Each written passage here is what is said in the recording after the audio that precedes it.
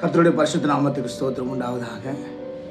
என்னை உண்டாக்கினவரும் என் தாயின் கர்ப்பத்தில் என்னை உருவாக்கினவரும் இப்பொழுதும் எப்பொழுதும் சதா காலங்களில் நம்மோடு கூட இருக்கிற தேவனாகிய கர்த்தர் இந்த வருடத்தை உங்களை ஆசீர்வதிப்பாராக.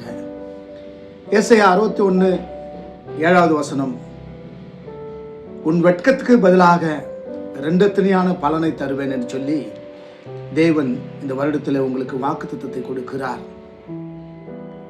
நித்திய மகிழ்ச்சியும் நித்திய சந்தோஷத்தையும் கொடுக்க தேவன் உங்களுக்கு வாக்குறுதியை கொடுக்கிறார். முக்கியமாக ஒவ்வொரு நாளும் ஒவ்வொரு நிமிஷமும் நம்முடைய வாழ்க்கையில பல போராட்டங்களும் பல பிரச்சனைகளும் நம்ம சந்தித்து கொண்டுதான் இருக்கிறோம். ஆனாலும் எந்த பிரச்சனைகள் எந்த போராட்டங்கள் வந்தாலும் நம்ம அதை மேற்கொள்ளுவர்களாய் காணப்படுகிறோம். காரணம் என்ன?